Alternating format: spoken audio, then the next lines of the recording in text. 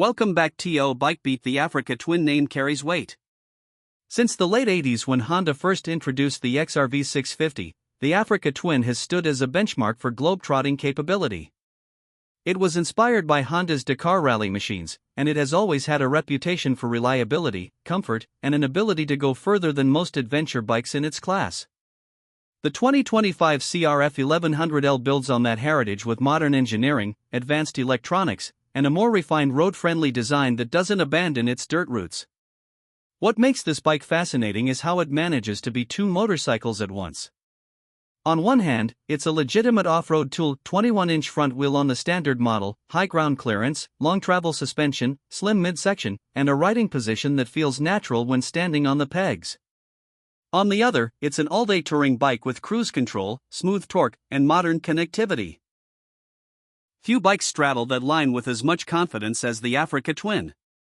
The engine is the beating heart and deserves a longer look. At 1,084 cubic centimeters, the parallel twin isn't trying to be the most powerful in the segment.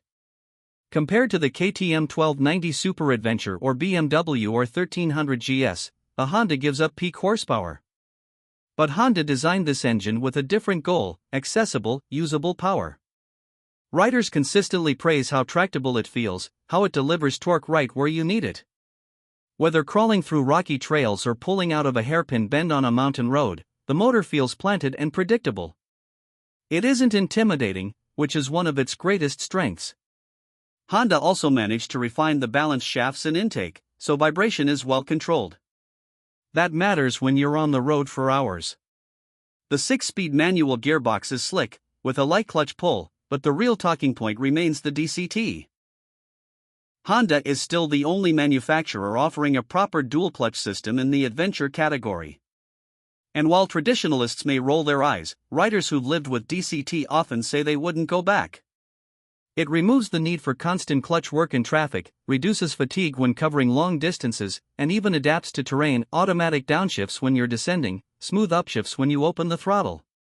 Off-road, you can toggle manual mode in control gears with a fingertip paddle, meaning no more clutch feathering on steep climbs. It's an innovation that sets the Africa Twin apart and one of its most unique selling points. Suspension and chassis dynamics are equally important to talk about. The standard Africa Twin with its 21-inch front wheel is clearly aimed at off-road riders. The wheel diameter helps it roll over rocks, sand, and uneven terrain, and the long travel Showa suspension soaks up hits that would rattle other adventure bikes. For those leaning more toward touring, the Adventure Sports ES brings the 19-inch front wheel, wider rubber, and Showa ERA electronic suspension. The smaller wheel transforms handling on pavement, giving quicker steering and more grip. Riders who spend 80% or more of their time on asphalt will notice the difference immediately. Electronic suspension is a huge perk too. Push a button and the damping adapts for solo riding, 2-up, luggage, or rough tracks. It's essentially 4 suspension setups in one bike, all without reaching for tools. This adjustability helps justify the Adventure Sport's higher price tag. Even the base model, though, offers a plush but controlled ride. Honda's balance between comfort and stability shines through. Unlike some rivals that feel nervous at high speeds or too heavy off-road, the Africa Twin strikes an admirable compromise. The weight, around 500 pounds depending on trim, is managed well.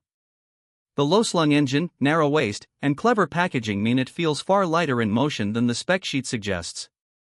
Braking performance is strong and confidence-inspiring.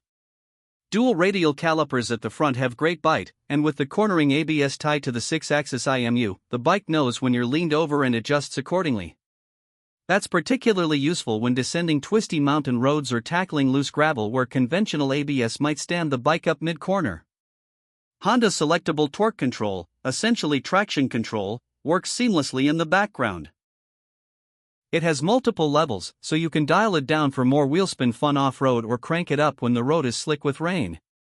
Riders new to adventure bikes often find these electronic aids a safety net, while experienced riders appreciate the ability to tailor the system to their style. Cruise control, throttle-by-wire, wheelie control, it's all in there. Honda has been smart about packaging. The systems are advanced, but the TFT makes them intuitive to access. Speaking of that screen, the 6.5-inch TFT is one of the clearest on the market. It's responsive to touch, even with gloves, and the layout can be customized. CarPlay and Android Auto support mean your phone essentially becomes your in-AV system. Plug in, mount your device in a safe spot, and you can run Google Maps, Spotify, or call straight through the bike. The Bluetooth connection allows hands-free communication and audio, and Honda even provides a smaller secondary display beneath the main one for basic info, so you don't need to flip between menus while riding. Riders who cover thousands of miles will appreciate just how much these conveniences reduce fatigue. It transforms the Africa Twin into a true long-distance partner. Now let's talk about comfort and ergonomics. The seat is narrow at the front, which makes it easier to reach the ground, important given the 33.5 to 34.3 inch adjustable height on the standard model and slightly lower on the Adventure Sports ES. The riding triangled bars, seat, and pegs feels natural both seated and standing. Long days in the saddle don't feel punishing, and the Adventure Sports model adds a taller screen and larger 6.6-gallon fuel tank compared to the standard's 5-gallon, giving extended range between stops. That larger tank can push range well past 250 miles if ridden efficiently. Wind protection on the Adventure Sports is more comprehensive, while the standard model's slim fairing feels more off-road oriented. For shorter riders, Honda offers accessory low seats, and because of the bike's balance, maneuvering in parking lots is less daunting than some rivals in this class. Price is an important point to revisit. Starting just under $15,000 for the base model, the Africa Twin is competitively priced. Adding DCT bumps it up modestly, and the Adventure Sports ES versions climb into the $17,000 to $18,000 range. Considering the electronic suspension, larger tank, enhanced comfort, and touring extras, those prices remain reasonable in the premium adventure category.